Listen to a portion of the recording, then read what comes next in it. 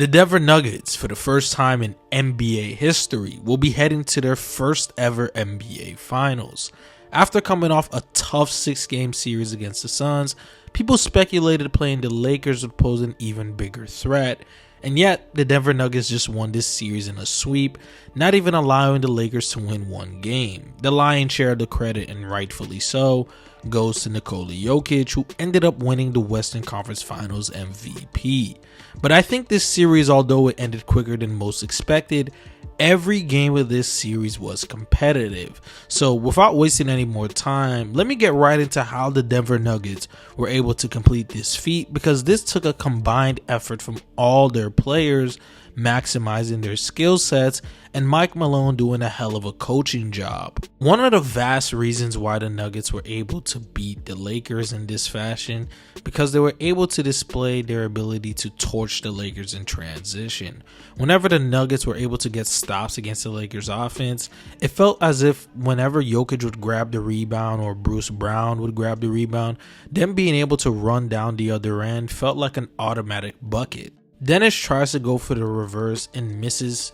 Jokic grabs the rebound. I want you guys to notice some of the mistakes the Lakers were routinely making throughout the series, because Rui tried crashing the offensive glass but couldn't get the rebound, and that now leaves him and Dennis on the ground, and that gives the Nuggets the favors in numbers in transition. So Nikola Jokic goes on to a full-on dead sprint down the court. D'Lo and Braun picks up a man, and D'Lo signals to AD to rotate over to Aaron Gordon, but he couldn't make it fast enough, because one of the basic rules in stopping a fast break is to stop the guy with the ball in his hands. Jokic makes the pass to Gordon. LeBron rotates just a tad bit late, and then it results to an emphatic dunk by Gordon. Here, Jokic is guarding one-on-one against Anthony Davis. He gets a pretty clean stop. This possession just shows me the IQ of Jokic. He's always thinking ahead. He gets the rebound and immediately starts running down the floor. And look at Anthony Davis, who's just jogging back while Jokic is playing ahead. And LeBron shows a little, and Gordon, who's been alongside AD, makes the sprint to the open space for Jokic to throw the bounce pass, and he finishes right over LeBron James. His value on defense was really poor on transition in this series, because whenever Jokic would get stops like this, Jokic's first thought is run down the floor as fast as he can, and because AD would routinely complain to the refs and just jog back down the court, it just added more salt to the wound, and because it gave guys like MPJ a free lane that ended up going to the free throw line. But these transition buckets were becoming routine for the Denver Nuggets offense that really made it hard for the Lakers. And before I go into how the Denver Nuggets half-court offense was completely dismantling the #1 defense post-trade deadline, you have to give credit to the Nuggets for being able to hold their own on defense. One of the biggest question marks heading into these NBA playoffs was how good would Denver Nuggets defense hold up against the top-tier teams in the playoffs. And to make it even more specific, will Jokic's defense be good enough not to be a detriment? And so far through these playoffs, and especially in the Lakers series, Jokic has held his own on one-on-one situations with AD, using his big frame to absorb the contact from AD and using his length to bother AD's shot attempts. And it was pretty successful this series. Anthony Davis for the matchup ended up with 59 points for the series against Jokic on 26 for 55 shooting and 4 turnovers, which is still pretty good, but Jokic held his own far better than most anticipated, and it played a huge role in this series. Jokic guarding space in the pick and roll. There were plenty of possessions where players were able to turn that short corner and be able to go all the way to the cup and finish. However, the frequency of that happening wasn't enough of a sample size to label Jokic a liability, and that came down to 2 defensive concepts. LeBron calls for a screen. Nuggets love using Jokic at the level of the screen, and this time it actually turned out to be a switch. The 2 defensive concepts that helped the Nuggets mitigate the Lakers pick and roll play was A, their defense in rotations, and B, how well Jokic was at playing at the level and hedging. Look at MPJ giving Rui all the space on the help side because he slides over to the tag man to provide deterrence against AD. Jokic with active hands help take away the short roll pass, and LeBron decides to skip past it to the corner. But here's the key to the Nuggets defense. Jamal, who's guarding Reeves on the wing, makes the rotation to the corner as soon as he realizes LeBron is skipping it to the corner. Rui makes the extra passes to Reeves, and now MPJ, who's all the way in the paint, is forced to make the hard rotation to Reeves. Reeves elects to attack the closeout, and now you have to give a lot of credit to MPJ on this play because being able to rotate full sprint from the paint all the way to the wing to give a contest on Reeves' potential shot.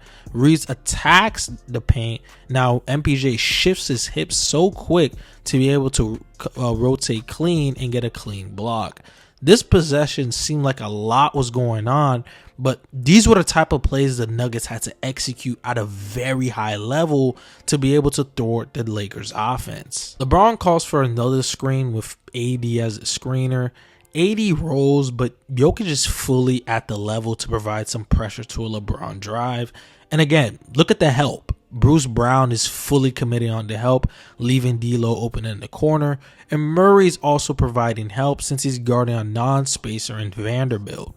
Once Jokic feels that the situation is okay, he rotates back to AD. AD makes a nice move with his jab that gets him some space, but Jokic closes out with a hand in his face that results in a miss. Of course, you got to give a lot of credit for Jokic for being able to hold his own, but the rest of the Denver Nuggets supporting cast were really key for them being able to guard the Lakers as well as they did.